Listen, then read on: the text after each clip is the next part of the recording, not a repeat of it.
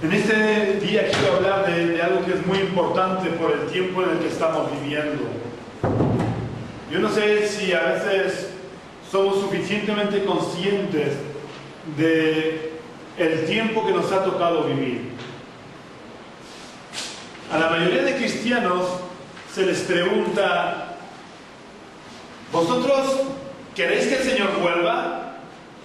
¿Que el Señor venga pronto? Y la respuesta normal a la pregunta de si queréis que el Señor venga pronto, todos los cristianos dicen: amén, sí, sí, Señor Jesús, ven pronto. Pero, ¿sabéis lo que eso significa? ¿Sabéis qué es lo que nos va a tocar vivir antes del regreso del Señor Jesucristo? Porque hay muchos que enseñan, y esto está muy extendida esta doctrina, de que una cosa que se llama el arrebatamiento ocurrirá antes de la gran tribulación. Es decir, los acontecimientos que van a ocurrir de aquí a la destrucción total de la humanidad, no, del planeta Tierra, es que va a haber un tiempo en el que va a reinar sobre el mundo una persona con apariencia de piedad. Todo el mundo pensará que es un gran político, que es una buena persona, llegarán incluso a aclamarlo como el Salvador del mundo. Pero no será más que un hombre malvado, perverso, que habrá vendido su alma al diablo y que perseguirá a los cristianos y al pueblo judío a muerte. Pues lo que la Biblia llama el arrebatamiento es que Jesús vendrá en las nubes y los cristianos serán arrebatados y se irán con Él.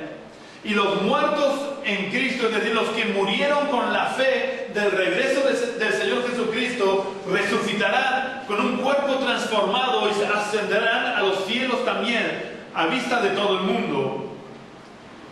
De esta manera nos ahorramos los problemas que habrán en la tierra. Pero desgraciadamente esto no va a ser así.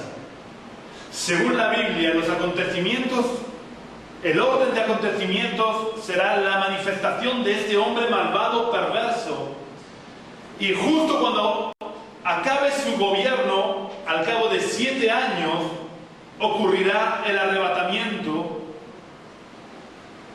Después de este arrebatamiento, durante un breve periodo de tiempo, Dios ejecutará sus juicios sobre la tierra y regresará Jesús con todos los cristianos, todos los que hemos sido arrebatados con Él, y volveremos a la tierra para reinar durante 1000 años. Durante estos 1000 años será como en los tiempos del principio, no habrá muerte. Dice la Escritura que en este periodo de tiempo, el niño de 100 años jugará con el león. Daos cuenta, el niño de 100 años. Lo que hoy en día para nosotros es ser un vejestorio decrépito y que no puede casi ni moverse, y rara es la persona que llega a 100 años.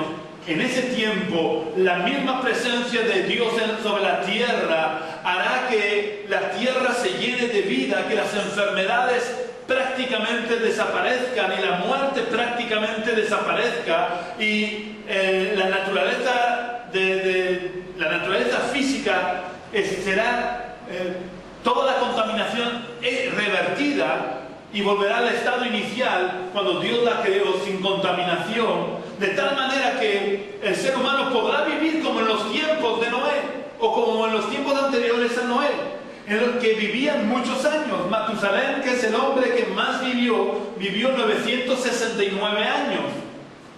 Por eso, con 100 años era casi un niño. Y esto ocurrirá así.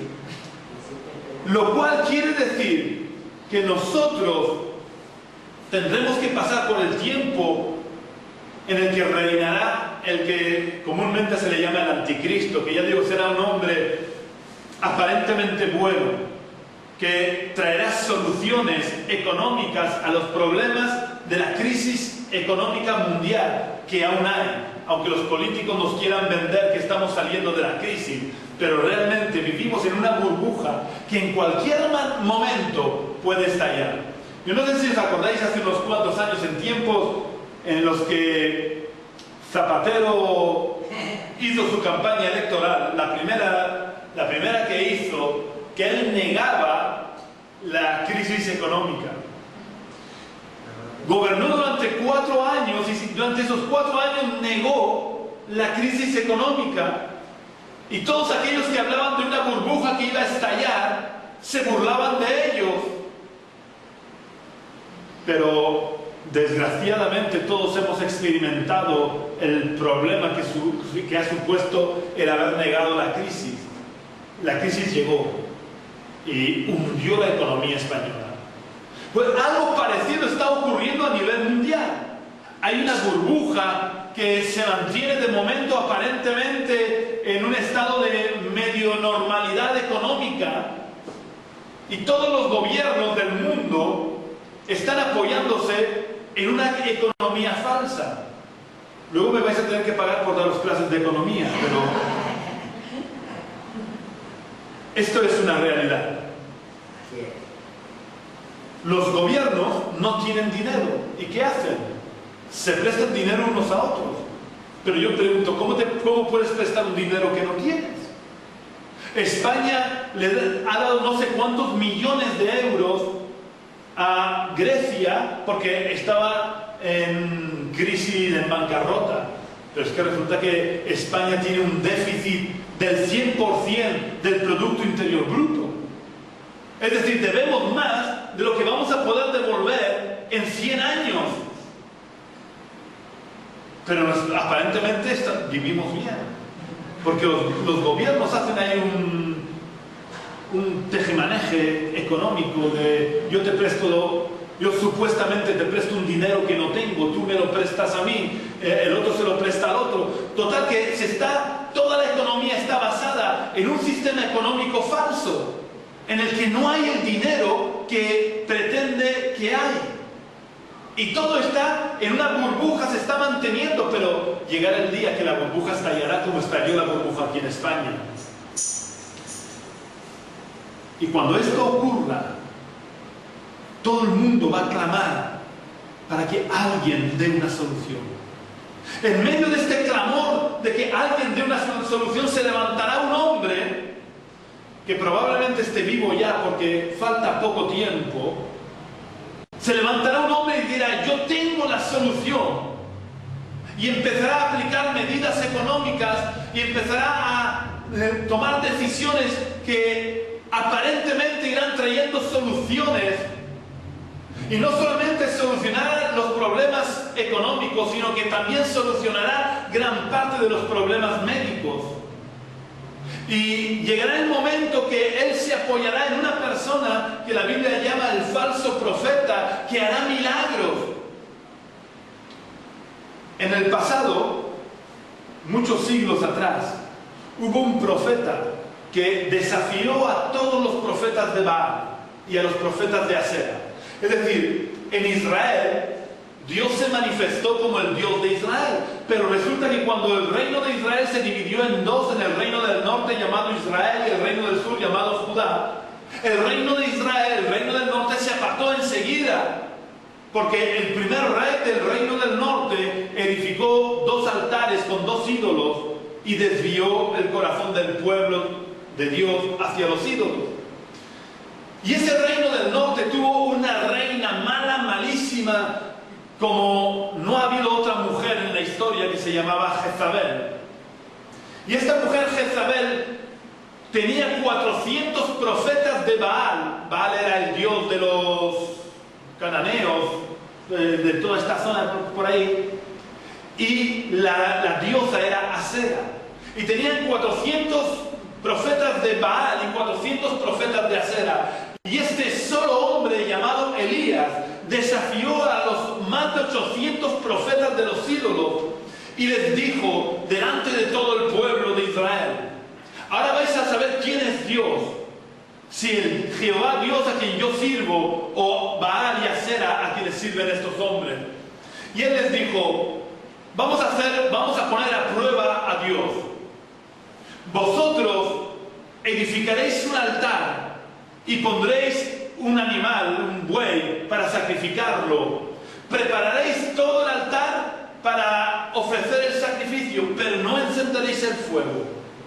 Vosotros clamaréis a vuestros dioses para que vuestros dioses hagan descender fuego del cielo y se consuma el sacrificio. Y después lo haré yo. El Dios que responda haciendo descender fuego del cielo y quemando el sacrificio, ese es el único Dios verdadero. Y los 400 profetas de Baal y de Asera se pusieron a clamar, a hacer lo que hacen hoy en día la gente en Semana Santa, a flagelarse, a herirse, a clamar, hasta casi volverse locos. Estuvieron todo el día orando y clamando a sus dioses y ni una pequeña chispa bajó del cielo. Y Elías se burló de ellos y les dijo: seguid clamando que, perdón por la expresión, pero a lo mejor vuestros dioses están cagando. Lo dice tal cual, lo que pasa es que quien traduce la expresión de una forma más fina. Y dice, a ver si quizás está durmiendo. Pero en la versión original dice, seguid clamando, dice, no sea que vuestros dioses estén cagando. Y no descendió fuego del cielo.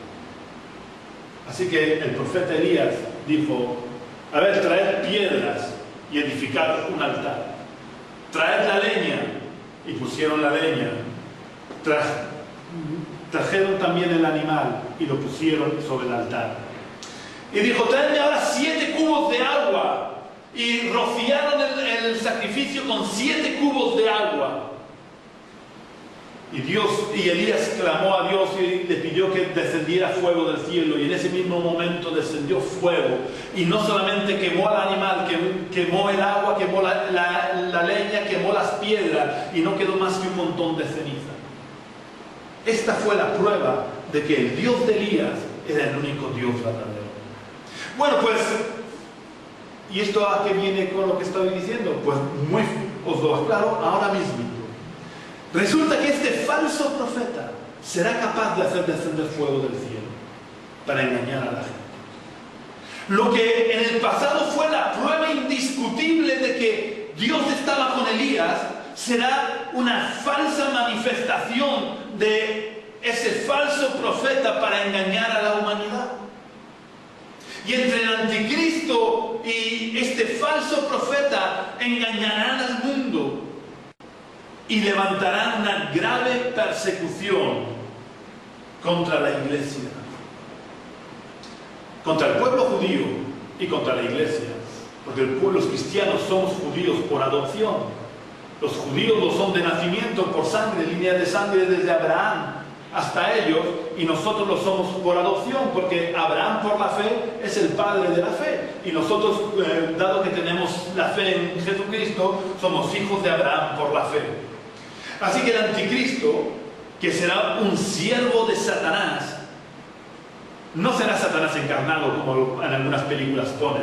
Satanás no se puede encarnar, pero será un siervo de Satanás. ¿Recordáis las tentaciones de Jesús en el desierto? En una de ellas, Satanás le dice a Jesús, todos los reinos de la tierra te daré si postrado me adorares. Y Jesús le dijo, apártate de mí, Satanás, porque escrito está, a tu Dios, a Jehová tu Dios adorarás y a Él solo servirás.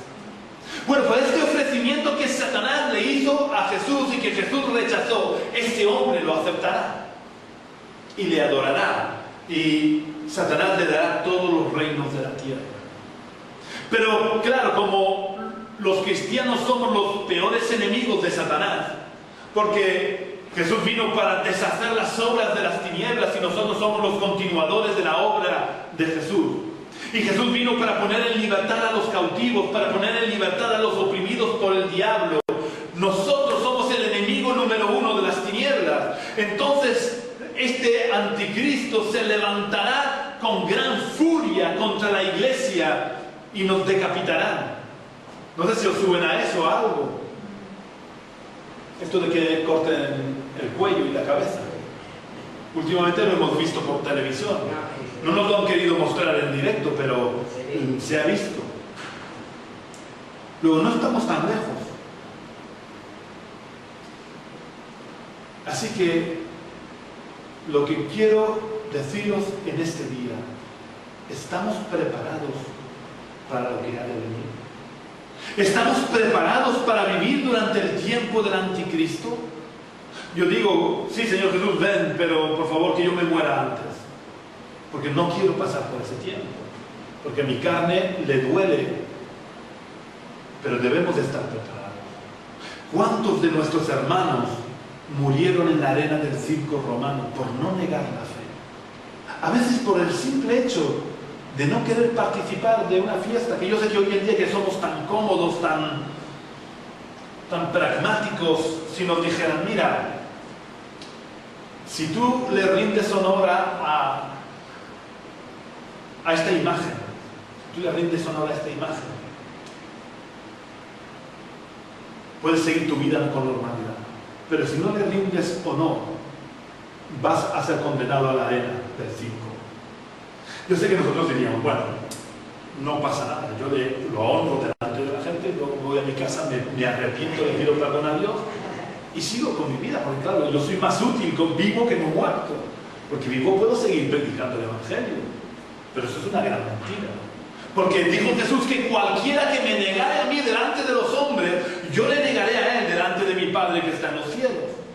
Eso quiere decir que nosotros tenemos que estar dispuestos a no vender nuestros principios morales, nuestros principios éticos, nuestros principios espirituales, aunque ello nos cueste el ir a la cárcel o el ser desposeídos de todos nuestros bienes o incluso el ser condenados a muerte. Yo sé que hoy en día aquí decimos, no, esto de condenados a muerte, gracias a Dios, aún no. Yo quiero que pensemos, y yo sé que esto puede sonar un poco de alarmista, pero ¿sabéis? De aquí 15, 20 años, ¿quién tendrá la mayoría en el Parlamento? Os lo voy a decir yo. Y eso que no soy ni adivino ni profeta siquiera. No, de aquí 15, 20 años gobernará España un partido islámico. ¿Por qué? Muy sencillo. ¿Cuántos hijos tenemos nosotros los españoles? ¿Uno o a lo sumo dos? Hay excepciones, pero la media española es de un hijo como algo. La media entre las familias musulmanas es de, creo que son 4 y pico o 5 hijos. Esos niños que nacen en el suelo español, por las leyes españolas, son considerados españoles. Y como españoles que son, tienen derecho al voto. ¿Sabéis que la mayoría de los terroristas europeos que han hecho todos estos atentados en Europa son hijos de emigrantes árabes nacidos en el país? Es decir, con nacionalidad francesa, inglesa, española. Mientras que el voto español está dividido entre PP, PSOE, ahora Podemos, Ciudadanos y todos los partidos diminutos, el voto musulmán, en el momento que se levante un partido musulmán, el voto musulmán se concentrará en ese único partido. Y por tanto, obtendrán la mayoría. Y al principio se presentan como el Islam es una religión de paz. Eso es una gran mentira. El propio Corán dice en uno de sus versículos, cuando encuentres a un incrédulo o a un infiel, mátalo haciendo una gran carnicería. Es decir, cuando nos están vendiendo la moto que el Daesh, el ISIS y todos estos son extremistas, no es cierto. Simplemente viven su fe, tal y como la pone en su libro sagrado. Y por eso ellos matan a otros musulmanes, porque los consideran infieles, porque no viven de verdad conforme a su fe. Esto podríamos decir equivaldría como el catolicismo, que realmente no vive su fe. Hay muy pocos católicos que vivan su fe. Y esto es una prueba muy grande. Hoy en día entre la gente famosa, ¿quiénes se llaman católicos? Os voy a poner un ejemplo y lo digo con todo respeto hacia ellos, porque cada uno es libre de vivir como quiera. Pero, por ejemplo, José Ortega Cano, muy devoto de la Virgen del no sé cuál, y muy católico, pero está conviviendo con su novia en un estado de fornicación, condenado por la fe católica. Es decir, los que se dicen católicos viven en contra de su fe católica. El mismo ejemplo tenemos con Francisco Rivera. Él se dice muy católico, es tan devoto que se casó 2 veces, una por lo civil y otra por la iglesia. Pero él anteriormente ya estaba conviviendo con su novia, que está condenado por la fe católica. Pues para el Daesh o el ISIS, los musulmanes que ellos matan es porque viven, por así decir, una fe como los católicos viven su fe, solamente de nombre. Porque lo que dice su fe es que cuando encuentres a un infiel, mátalo haciendo una gran carnicería. Así que, ¿qué podemos esperar? Pero además, ¿quiénes poseen el petróleo? El oro negro. Salvo algún país en Sudamérica como Venezuela, ¿para qué hablar de Venezuela? Pero salvo pequeños países en Sudamérica, todo el resto del petróleo está en manos musulmanas. Luego ellos tienen la sartén por el mango. Y ya digo que está escrito que durante el tiempo de la gran tribulación seremos degollados. ¿Y quiénes degüellan? Así que estamos preparados para lo que ha de venir. ¿Estamos dispuestos a vivir de verdad nuestra fe o preferimos hacer como los católicos de, sí, yo soy cristiano evangélico, de nombre? Yo voy, entre comillas, a mi misa y canto mis canciones, oigo al pastor que a veces se pone pesado hablando, pero bueno, lo soporto porque es 1 hora y pico a la semana, es 1 hora y pico el culto entero, la predicación solo 30, 40 minutos. Y luego vivo en mi casa como me dé la gana. Y que no sepan que soy cristiano porque me da vergüenza que se enteren que soy cristiano, porque además, otra cosa, nosotros somos, y esto es una gran mentira, pero a ojos del mundo nosotros somos los mayores homófobos que hay sobre la tierra. Y es una gran mentira. Pero ellos venden la moto de que somos homófobos porque condenamos la homosexualidad. No la condenamos nosotros, la condena la Biblia. Y digo que es una gran mentira porque nosotros amamos a los homosexuales, igual que amamos a cualquier persona del mundo. Jesús nos ha llamado a amar a todo el mundo y a predicarles el Evangelio para que se conviertan, para que dejen esa vana manera de vivir. Nosotros los amamos y si tenemos que ayudarles, les tenemos que ayudar como ayudaríamos a cualquier otro necesitado. Y si tenemos que demostrarles el amor de Dios, se lo tenemos que demostrar, porque son personas tan necesitadas del amor de Dios como cualquier otra persona. Nosotros condenamos la forma de vida, pero no a la persona. Nosotros amamos a los homosexuales y deseamos su bien. Y esto va a ser otro motivo de persecución y de hecho ya está siendo. Luego, durante el tiempo de anuncios, os hablaré de una ley que ha salido y que nadie la conoce, pero ha sido aceptada y promulgada, por tanto ya no hay marcha atrás. Es decir, esto que os voy a decir no es una propuesta de ley, es una ley que se ha aprobado en el Parlamento con el acuerdo de todos los partidos, porque para lo malo todos los partidos se ponen de acuerdo. Pero esto va a ser motivo de persecución contra nosotros. Porque por más que digamos que amamos a los homosexuales, como condenamos la homosexualidad, nos dicen que somos homófobos. Y hagamos lo que hagamos, lo pintemos como lo pintemos, vamos a ser perseguidos. ¿Estamos dispuestos a ser desposeídos de nuestros bienes? Esa casa que tanto sudor te ha costado pagar a lo largo de toda tu vida, que ahora será que del Estado. te embargue, dice la que del Estado, simplemente porque no estás de acuerdo. Y yo digo, ¿dónde queda la libertad de conciencia que la Constitución nos garantiza? Todo eso se olvida. La Constitución está muy bien para apoyar sus tesis, sus pensamientos, su forma de pensar, pero no es válida para los que pensamos de forma diferente. No hay más que ver cómo ellos pueden burlarse de los cristianos y no pasa nada. Ahora que nadie hable mal de un homosexual. En estos grandes, y lo digo en tono irónico, en estos grandes programas de televisión como Gran Hermano y todos estos realities que salen en las cadenas de televisión, como a alguno se le ocurra hacer un comentario despectivo hacia los homosexuales, automáticamente los expulsan del reality. Ahora se pueden burlar lo que quieran del cristianismo, que no pasa nada. Esta es una realidad que estamos viviendo ya, hoy en día. Por eso necesitamos agarrarnos cada día más a nuestra fe, tenemos que agarrarnos cada día más a nuestro Señor para que Él nos dé la fuerza y el valor de mantenernos firmes en medio de esta tormenta que se está levantando contra nosotros y que no va a ir a menos, sino que va a ir cada vez a peor.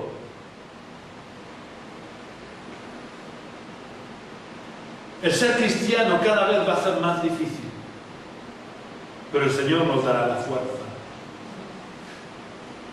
Una de las cosas que sorprendía al mundo cuando los cristianos morían en la arena del circo romano era que en medio del dolor y del sufrimiento que produce el ser devorado por una fiera, entraban en la arena cantando y alabando a Dios.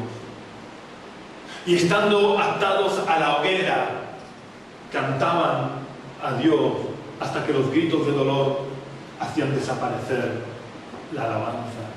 Pero mientras podían, seguían alabando a Dios. ¿Estamos nosotros dispuestos? Aquí en España hay experiencia. Cuando hace 500 años, porque no sé si sabéis, pero el año que viene se celebra el 500 aniversario de la reforma de Lutero.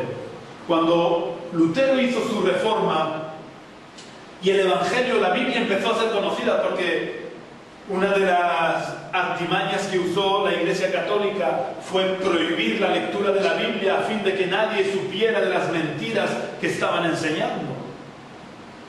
Pues una de las cosas que hizo Lutero es decir, no, la Biblia tiene que estar escrita en el idioma de cada nación para que todo el mundo pueda conocer la Biblia. Y la Biblia llegó a España, aunque hoy en día nos pueda parecer mentira. En el año 1500 y pico llegó el Evangelio a España. Y a diferencia de hoy en día, se convirtió la alta sociedad, porque eran los únicos que tenían la oportunidad de leer. El vulgo no sabía leer. Pero los monjes en los conventos empezaron a leer la Biblia a escondidas. Y empezaron a convertirse los monjes. Y empezaron a convertirse la alta nobleza, porque eran los únicos que sabían leer. Así que se desató una persecución tan grande que acabaron con el Evangelio en España. Había dos núcleos grandes de gran crecimiento evangélico, uno en Valladolid y otro en Sevilla, y por los autos de fe de Valladolid y los autos de fe de Sevilla acabaron con todos los cristianos, los que no pudieron huir, los que no llegaron a tiempo de escapar y huir a Inglaterra y a los países donde había libertad, murieron todos en el garrote vil o quemados vivos en la hoguera. Y dieron su vida, pero se mantuvieron firmes en la fe. Y debemos estar preparados, porque vienen tiempos muy difíciles. Os digo que es necesario que estemos preparados. porque cada día esto va a ir a peor. Por más que los cristianos levantemos la voz en contra de todas estas leyes que se están aprobando, Satanás tiene control de los gobiernos. Y todas las leyes que se están promulgando son abiertamente anticristianas. Antiguamente, hace años, las leyes eran indiferentes al cristianismo, pero cada vez las leyes son más anticristianas. Tenemos, por ejemplo, un ejemplo muy claro, aparte de de la homosexualidad, en el que hace unos años pues lo normal era ser heterosexual, y estamos llegando a un punto en que los anormales somos nosotros los heterosexuales. También, por ejemplo, con el aborto. Hace años el aborto era considerado un crimen. Lo que es un asesinato con premeditación, ensañamiento y alevosía, porque es un asesinato de un individuo que no se puede defender. Sin embargo, los medios de comunicación masiva empezaron a bombardearnos con que la mujer pare, la mujer decide, y yo te pregunto, ¿desde cuándo una mujer tiene derecho a decidir sobre la vida de otra persona? Porque el bebé que lleva dentro es otra persona, con sus características físicas diferentes a la madre, con sus características de carácter diferentes a la madre. Es verdad que necesita de la madre para poder sobrevivir, pero yo te digo, un bebé recién nacido necesita de la madre también para poder sobrevivir, y no por eso tenemos derecho de matarlo. Y es más, quiero deciros que hay posiblemente más diferencias entre un bebé recién nacido y un anciano de 80, 90 años que entre un bebé recién concebido y un bebé recién nacido. Y el que el bebé recién nacido sea tan diferente del anciano de 80 años no le da menos derecho a vivir que al anciano. De la misma manera, el bebé que ha sido recién concebido no tiene menos derecho a vivir que el bebé que está recién nacido. Sin embargo, vemos como cada vez las leyes han ido favoreciendo cada vez más el aborto libre. Al principio era solamente en 4 conceptos que se permitía, pero hoy en día cualquier mujer puede abortar las veces que le dé la gana. Y eso es sangre inocente. Y dice la Biblia que el derramamiento de sangre inocente clama a Dios en los cielos contra las sociedades que practican el derramamiento de sangre inocente. Así va el mundo como va. Así cada vez hay más catástrofes sobre la tierra, cada vez hay más problemas a todos los niveles en la tierra. Cada vez hay más terremotos, cada vez hay más inundaciones, cada vez hay más sequía. Es curioso ver hoy en día como mientras que en algunos lugares de la tierra están muriendo ahogados, en otros lugares de la tierra están muriendo por sequía. Todos esos desajustes son por la maldición que el propio hombre está trayendo sobre la tierra, por la desobediencia a Dios, por ir en contra de la voluntad de Dios. Y aún encima los seres humanos se jactan de que hacen lo que les da la gana contra Dios, cuando si están vivos es porque aún Dios tiene misericordia, porque la misericordia de Dios no se ha terminado todavía, pero llegará un momento en que terminará y Dios ejecutará definitivamente sus juicios sobre la tierra. Pero antes de ese momento en el que Dios derrame definitivamente sus juicios sobre la tierra, la iglesia del Señor va a ser probada, va a ser zarandeada, va a ser perseguida a muerte. Y tenemos que asumirlo cuanto antes y estar preparados, porque, ya te digo, no valdrá el que diga, bueno, yo honro al ídolo, ya se llame como se llame, el ídolo puede ser una estatua, como puede ser simplemente la amoralidad, el yo de la sociedad. la carne. Hoy en día la gente vive para satisfacer su carne simplemente. Y nos hemos convertido, nos hemos degradado tanto que no somos más que casi animales. Hoy en día los jóvenes y no tan jóvenes mantienen relaciones entre ellos casi hasta sin conocerse, sin saber ni cómo se llaman. Como los animales, que una hembra está en celo y el macho, pues aquí te pillo, aquí te... Así estamos viviendo. Y todos los que alzamos nuestra voz en contra de ese estilo de vida, somos tachados de fanáticos, de retrógrados, de anticuados, de no sé cuántas cosas. Pero de momento solamente somos criticados. Somos puestos como burla. Pero llegará el día que no se limitarán a burlarse de nosotros. Nos perseguirán porque seremos una piedra en el zapato para esta sociedad. ¿Sabéis por qué murió Juan el Bautista? Juan el Bautista murió porque se fue a Herodes, el rey. Tenía valor el hombre. Se va al rey y le dice: estás en pecado porque la mujer con la que te estás acostando no es tu mujer, es la mujer de tu hermano. Y claro, Herodes, a pesar de su pecado, tenía un poco de temor de Dios y lo tenía ahí, dijo así, tú a la cárcel.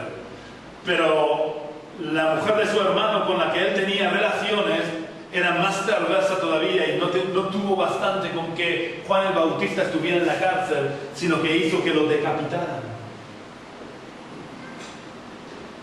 Y nosotros somos llamados a ser como Juan el Bautista, a decirle a la sociedad que está viviendo en pecado, que así no se debe de vivir, que hay otra forma de vida que es la que agrada a Dios y la que trae bendición real a la sociedad. Habría un cambio real en la sociedad, habría un cambio real en la atmósfera, habría un cambio real en la naturaleza si toda la humanidad se volviera a Dios y le pidiera perdón a Dios por sus pecados. Pero nosotros somos tan orgullosos que no necesitamos de Dios. Yo prefiero vivir mi vida como me dé la gana y luego, pues, si es que tengo que pagar las consecuencias, ya las pagaré. Porque claro, nunca reconoceré que las consecuencias que estoy viviendo son las consecuencias de mi pecado. Pero es la realidad. Lo reconozca o no, eso es así. ¿Sabéis qué ocurriría si yo me tiro de un 7º piso abajo? Me mataría, ¿verdad? Porque hay una ley, que es la ley de la gravedad, que no la puedo quitar.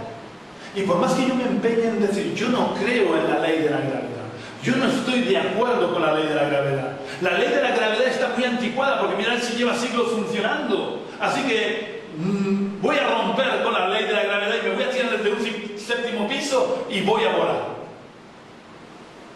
Claro, si me pongo alas de estas delta o algún paracaídas, a lo mejor puedo evitar, pero la ley de la gravedad seguirá funcionando.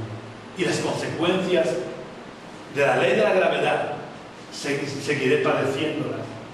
Y las leyes espirituales, aunque las neguemos, siguen produciendo consecuencias. Y cuando nosotros quebrantamos la voluntad de Dios, pagamos consecuencias. Cuando la sociedad quebranta la voluntad de Dios, paga consecuencias. Cuando el ser humano le da la espalda a Dios, paga las consecuencias. De una forma a veces directa y otras veces a largo plazo. Cuando yo destruyo la naturaleza que Dios ha creado en un justo equilibrio para que todas las especies vivas puedan vivir, manteniendo un justo equilibrio entre depredador y depredado, cuando nosotros alteramos el orden de la naturaleza, pagamos consecuencias. Alguna vez os he contado, pero os voy a contar porque esto parece broma, pero es cierto.